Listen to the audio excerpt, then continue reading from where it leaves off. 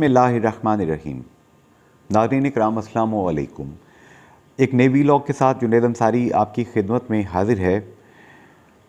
Doctor Syed Nazir Gilani, founder president Jammu Kashmir council for human rights बरतानिया, ये एक ऐसी तंजीम जिसका तुरा इम्तियाज़ ये है कि ये आज़ाद जम्मू कश्मीर, जिसे पाकिस्तानी एडमिनिस्ट्रेटेड जम्मू एंड कश्मीर कहेंगे, हिंदुस्तानी एडमिनिस्ट्रेटेड जम्मू एंड कश्मीर और गिलगित बल्तिस्तान की वाहिद NGO जिसे अक़वाम मुत्तहिदा में कंसल्टेटिव स्टेटस हासिल है और उन कौमों की रिप्रेजेंटेशन का हक़ हासिल है जो वॉइसलेस हैं, जिनकी आवाज़ कोई नहीं सुनता। JKCHR को ये बहुत बड़ा एज़ाज़ हासिल है। उन्होंने जो एक सबसे रीसेंट पीस लिखा है वो मैं आपके सामने पेश करूँगा। इसके अलावा मैंने एक प्रोग्राम उनके इसी पीस की बुनियाद पे, इसी राइटअप की बुनियाद पे किया, जिसमें जनरल नईम खालिद लोधी, दिफाई तजज़ियाकार स्कॉलर, उन्होंने गुफ्तगू की, जिसमें भट्ट साहब हुर कश्मीरी के नाम से, जो कि डायरेक्टर हैं Kashmir institute of management Muzaffarabad पे, जहाँ पे ब्यूरोक्रेट्स को ट्रेनिंग दी जाती है, उन्होंने गुफ्तगू की। और प्रोफेसर डॉक्टर नज़ीरुल हक नाज़िश साहब, जो कि जम्मू कश्मीर लिबरेशन फ्रंट के बानी जनरल सेक्रेटरी, और बरतानिया में जब ये तंजीम बनी तो इसके पहले आइन लिखने वाले, उन्होंने गुफ्तगू की। इस पर भी बात करेंगे। सबसे पहले लेटर। डॉक्टर सैयद नज़ीर गिलानी साहब लिखते हैं, जमात इस्लामी और लिबरेशन फ्रंट से शुरुआत, सियासी जमातों की ज़िम्मेदारी और सूरत हाल, गैर संजीदगी की सज़ा, भारत की टटोल ने सब भरम टाएँ टाएँ फिश कर दिया, ज़ीरे के दाने बराबर मुज़ाहमत की सलाहियत साबित न हो सकी, अक्टूबर 1993 की ब्रसल्स की जग हंसाई। डॉक्टर सैयद नज़ीर गिलानी लिखते हैं कि भारत एक बड़ा जमहूरी मुल्क है और इसने अपनी आबादी, निज़ाम हुकूमत और एक्सप्रेस्ड पॉलिटिक्स के वजूद का सिक्का दुनिया में गलत या सही मनवाया है। इसका ये हरगिज़ मतलब नहीं कि भारत दूसरे ममालिक की तरह अक़वाम मुत्तहिदा के कवायद व ज़वाबित का पाबंद नहीं। हमारा भारत के साथ झगड़ा कोई प्राइवेट झगड़ा नहीं, इस झगड़े के हल के असूल वज़ा किए गए हैं। हम अपनी पसपाई के खुद ज़िम्मेदार हैं। अक़वाम आलम में पज़ीराई और तकरीम की बुनियाद चार्टर के आर्टिकल 2 में दर्ज असूल हैं, उनकी तामील लाजिम है।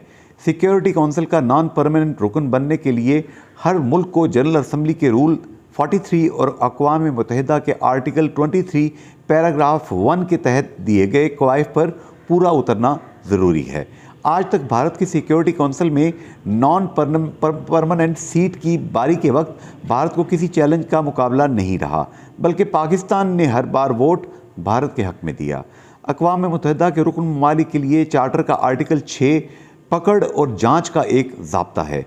अगर एक रुकन मुल्क चार्टर के असूलों की लगातार खिलाफ वर्जी करता चला आए और आर्टिकल 6 के तहत सिक्योरिटी काउंसिल की सिफारिश पर जनरल असम्बली उस मुल्क को अक़वाम मुत्तहिदा की रुकनीत से महरूम कर सकती है, उस मुल्क को अक़वाम मुत्तहिदा से एक्सपेल भी किया जा सकता है।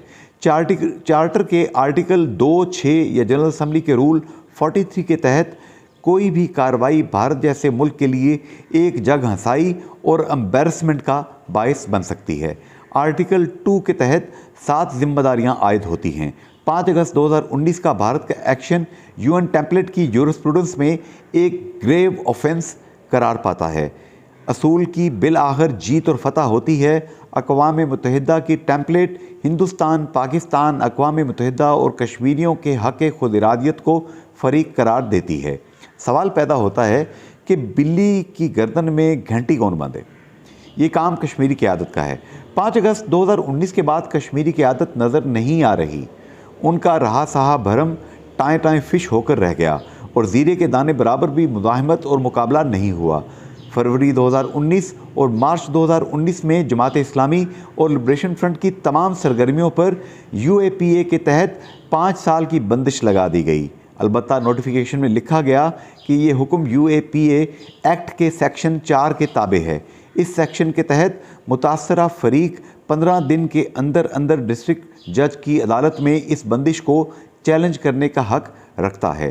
दोनों सियासी जमातों ने बंदिश की इस नोटिफिकेशन को पूरे 5 साल मुकम्मल होने तक चैलेंज नहीं किया। जमात इस्लामी और लिबरेशन फ्रंट की बात हो रही है। अब मिनिस्ट्री ऑफ होम अफेयर्स ने 5 साल मुकम्मल होने पर जमात इस्लामी की बंदिश में फरवरी 2024 और लिबरेशन फ्रंट की बंदिश में मार्च 2024 में 5-5 साल की बंदिश की एक्सटेंशन कर दी है, मज़ीद पाबंदी लगा दी है। लिबरेशन फ्रंट का 5 साल तक खामोश रहना किसी भी तरह अवामी तहरीक और सियासी जमात के लिए दुरुस्त नहीं था।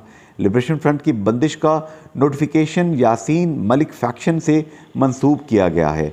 क्या ही बेहतर होता कि लिबरेशन फ्रंट 5 साल तक हाथ पर हाथ धरे सोशल मीडिया की सियासत ना करती, बल्कि तमाम फैक्शन इस पाबंदी की बुनियाद को मिलकर चैलेंज करने के लिए अवामी और एक्सप्रेस्ड पॉलिटिक्स के मफाद में इत्तफाक करते। ऐसा नहीं हुआ और ऐसी जद्दोजहद और अपनी जद्दोजहद को दुरुस्त साबित करने और भारतीय अक़वाम को गलत साबित करने के लिए आगे नहीं बढ़े।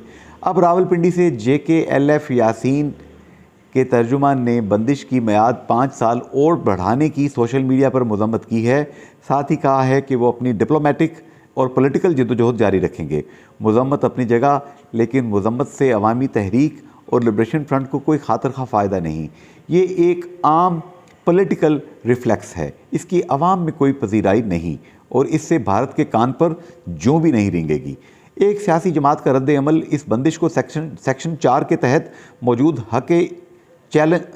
हक चैलेंज का इस्तेमाल है। प्रेस रिलीज़ के ज़रिए मज़म्मत काफ़ी नहीं। पीपल्स लीग पर भी 5 साल की पाबंदी लगा दी गई है। मिनिस्ट्री ऑफ होम अफेयर्स ने पीपल्स लीग के सभी फैक्शंस वाजा, तोता, खान और शेख फैक्शंस पर पाबंदी लगाई है। लिबरेशन फ्रंट के मुख्तलिफ फैक्शंस के बाद पीपल्स लीग की ये तकसीम हैरान कुन ही नहीं बल्कि बेमकसद है।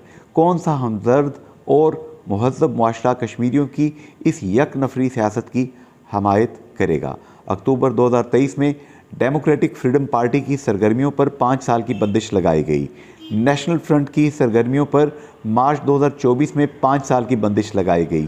तहरीक हुर्रियत की सरगर्मियों पर दिसंबर 2023 में पाबंदी आयद की गई। दुख्तरान मिल्लत पर भी पाबंदी आयद है।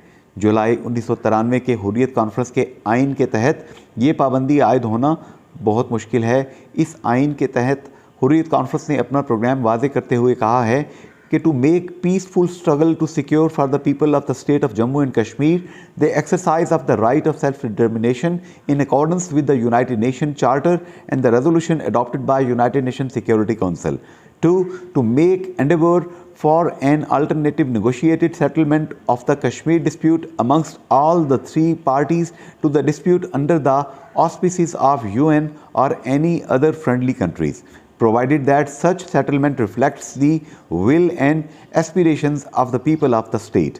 इसलिए ये कहना दुरुस्त है कि an activity in accordance with Article 1(2) of United Nation Charter and United Nations Security Council resolutions can't attract sections 1 and 3 of the section 3 of the Unlawful Activities Prevention Act 1967. Hindustan faction ज़दा कश्मीरी क़यादत से क्या मरूब होगा?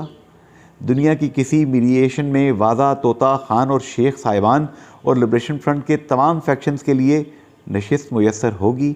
अक्टूबर 1993 में ब्रसल्स में European parliament के socialist group की तरफ से कश्मीर पर बुलाई गई इंटरनेशनल कॉन्फ्रेंस में लिबरेशन फ्रंट की क़यादत का झगड़ा खुलकर सामने आया। जग हंसाई की ये कल की ही बात है। मरहूम अमानुल्लाह खान की क़यादत को बैनुल अक़वामी सतह पर चैलेंज किया गया और हम सब एम्बेरस हुए और उसके बाद अमानुल्लाह खान गिरफ़्तार भी हुए। कश्मीर में विल और एस्पिरेशंस का सवाल सिर्फ मुसलमान ही का नहीं बल्कि इसकी वजाहत UN टेम्पलेट में मौजूद है। ये मामला इंक्लूसिवनेस का है। सैयद नज़ीर गिलानी, लंदन, बरतानिया। अब गुज़िश्ता कुछ दिनों से जो वीलॉग्स मैं आपके सामने पेश कर रहा हूँ, चंद इंटरव्यूज़ भी मैंने आपके सामने पेश किए जिनमें नज़ीर नाज़िश साहब का इंटरव्यू उसको लोगों ने बहुत पजीराई दी। उस बैकग्राउंड में सोचिए कि डॉक्टर सैयद नज़ीर गिलानी साहब की इन बातों में किस हद तक सच्चाई है, फ़हम है, दानिश है, दयानत है।